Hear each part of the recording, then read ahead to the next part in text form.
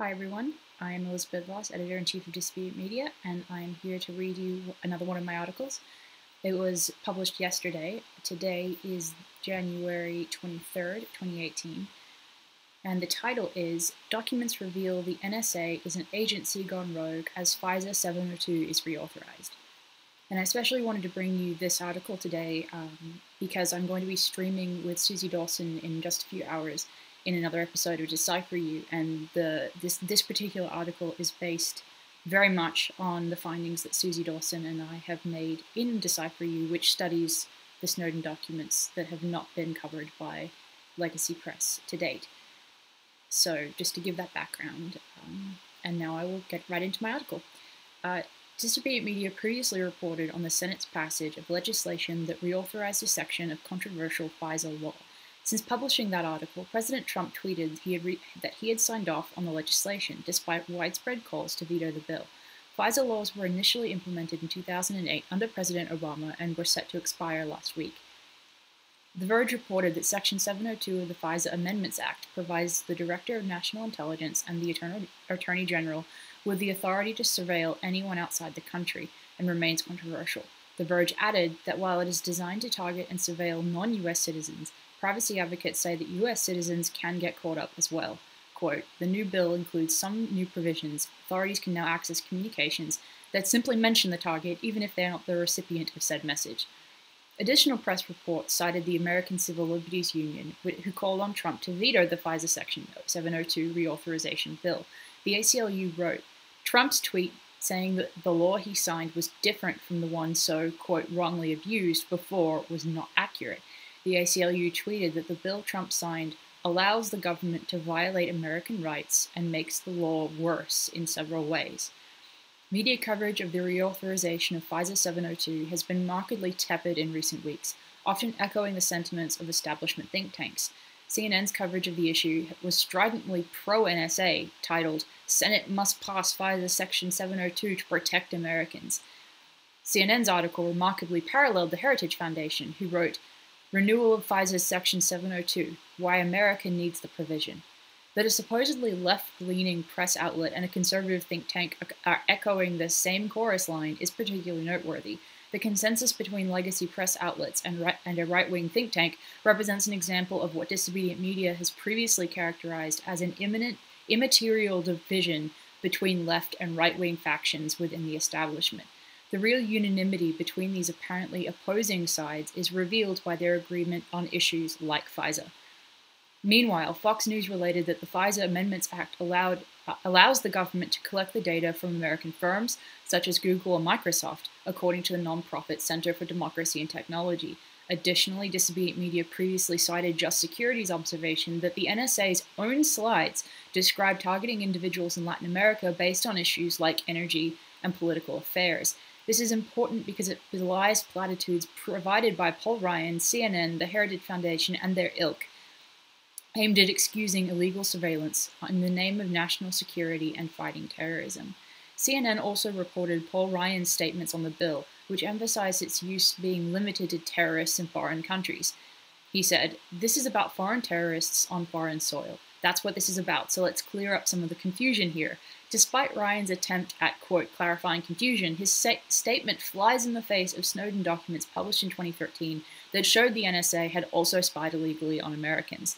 The revelations from the Snowden Files are important when critically appraising claims that such powers will only be used on terrorists outside the US. ProPublica wrote regarding the Snowden Files revelation that under the Obama administration, the NSA was given massive powers of warrantless surveillance of American citizens' internet traffic to pretend ignorance regarding the reality behind FISA and the renewal of FISA 702 in the face of these facts is absurd. That the NSA targets political dissidents and American citizens provides legitimate cause for concern over the passage of FISA reauthorization. The issue is compounded in light of recent Decipher You findings, showing that the NSA also actively attempts to avoid government oversight.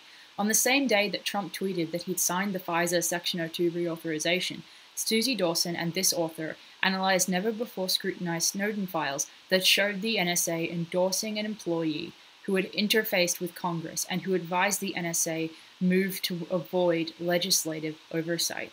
The file in question was titled, "Do we overclassify? Are we sharing enough information?"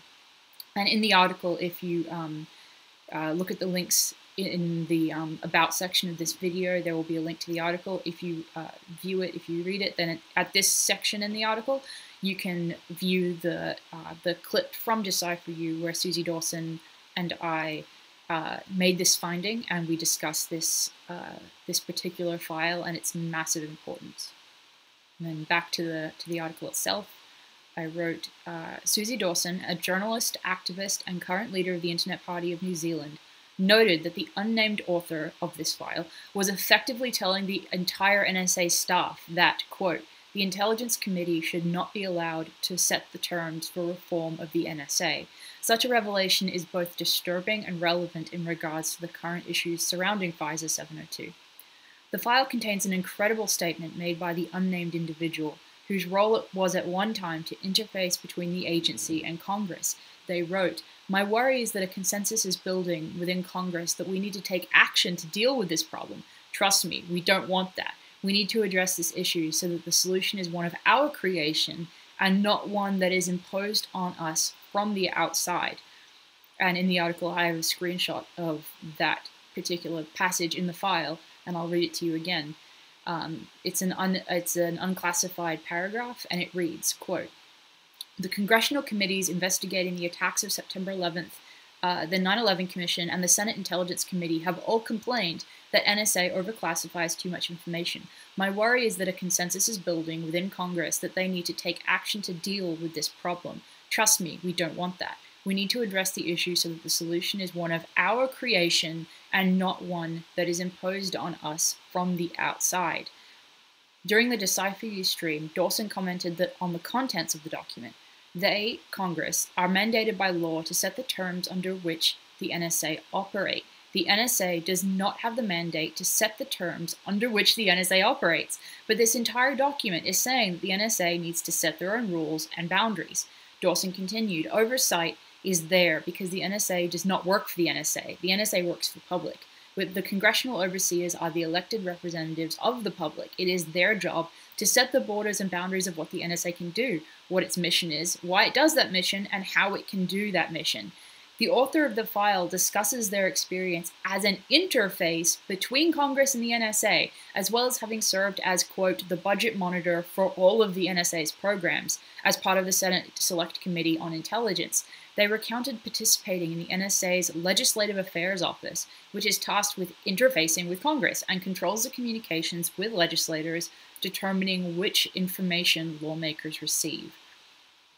Dawson explained, "If you are in the NSA and you are not allowed to talk to Congress without going through this if you are in the NSA, you are not allowed to talk to Congress without going through this office. Their job is to whitewash and micromanage information that reaches oversight committees. So this person was a part of that office and has come out of that office and is 100% resistant to oversight."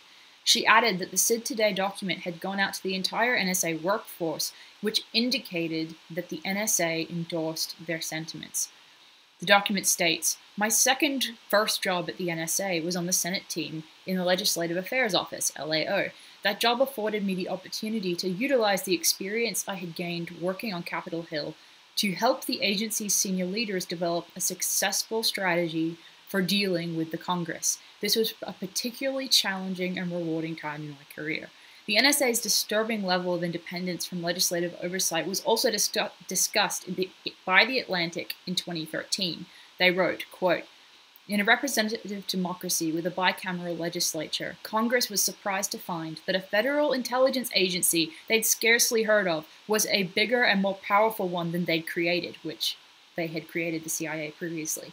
"Even after post-Vietnam cutbacks, the NSA counted 68,203 staffers in 1978, making it bigger than all other intelligence agencies combined, and it was unlike other intelligence agencies." And then The Atlantic provided a quote which I screenshotted and which is included in the article, but I'll read it for you here.